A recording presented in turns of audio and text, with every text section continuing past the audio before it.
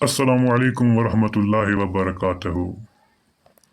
प्यारे दोस्तों, एक बार फिर मैं आपको आपके अपने चैनल द उम्मा में खैर मकदम करता हूँ।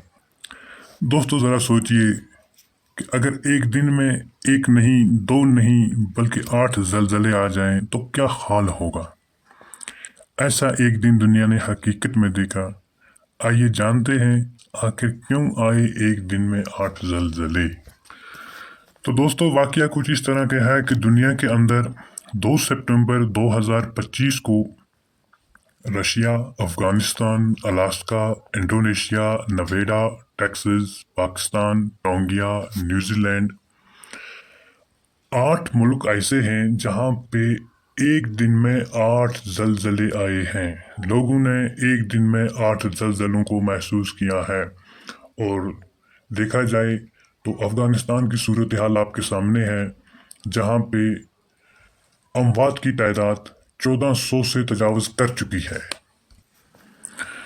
तो दोस्तों, आप खुद ही सोचें कि जहां पे एक दिन में 8 ज़लज़ले रिकॉर्ड किए गए, सुबह से शाम तक ज़मीन बार बार हिलती रही, हर बार लोगों को दिल दहल जाते, बच्चे चीखते, औरतें खौफ से घरों से बाहर निकल जाती और मर्द खुले मैदानों का रुख कर लेते। पूरा शहर अल्लाह के खौफ और बेयकीनी में मुब्तला हो जाता है। तो वहाँ की हालात का अंदाज़ा आप खुद ही लगा सकते हैं कि दोस्तों वहाँ पे हालात कितने ही शदीद होंगे। तो इसी तरह से 2 सितंबर को दुनिया ने भी एक ऐसा दिन देखा जहाँ पे 8 मुल्कों के शहरियों की यही हालत थी। कभी बच्चे चीखते, कभी औरतें घरों से भागती, कभी मर्द घरों से निकल जाते।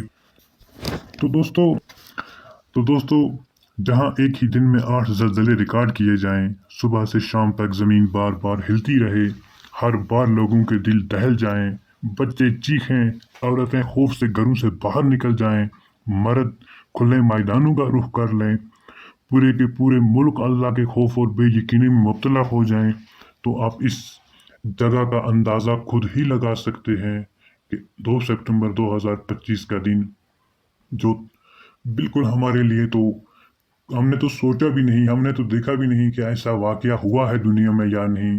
लेकिन बिल्कुल ये वहीं के लोग, वही लोग ये हाल अच्छे से जानते हैं जहाँ पे ये वाकया हो चुका है।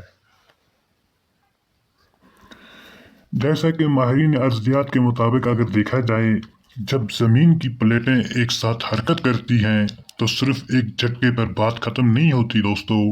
कुछ घंटों या कुछ दिनों तक ज़मीन के अंदर तवानाई हरकत में रहती है, जिसकी वजह से बार बार आफ्टर शॉक्स या छोटे छोटे ज़लज़ले आते रहते हैं। लेकिन एक ही दिन में 8 ज़लज़ले आना मामूली बात नहीं है, बल्कि ये गैर मामूली वाकया है। कुरान पाक में अल्लाह ताला फरमाते हैं, हम इन्हें बड़े अजाब से पहले छोटे अजाब का मज़ा चिखाएंगे ताकि वो लौट आए। दोस्तों, उलमा इकराम फरमाते हैं कि ज़लज़ले महज साइंसी हादसे नहीं, बल्कि अल्लाह की तरफ से तंबिया भी है। ये हमें याद दिलाते हैं कि दुनिया की मजबूत तरीन ज़मीन भी अल्लाह के हुक्म से एक लम्हे में लरज़ उठती है। इसी दौरान दोस्तों मुझे एक हदीस याद आई कि रसूल पाक सल्लल्लाहु अलैहि वसल्लम ने फरमाया, जब किसी कौम में बदकारी एलानिया होने लगती है तो इनमें ताउन और ऐसे अमराज फैल जाते हैं जो इनके आबा अजदाद में कभी न थे, और जब वो नापतोल में कमी करते हैं तो कहत और ज़लज़ले इन पर मसल्लत किए जाते हैं। प्यारे दोस्तों, आज जब हम अपने माशरे, हम अपने आसपास में नज़र दौड़ाते हैं तो हमें हर जगह पे होने वाले, चाहे छोटे हों, चाहे बड़े हों, चाहे सगीरा हों, चाहे कबीरा हों, लेकिन गुनाह हमें हर जगह पे नज़र आते हैं।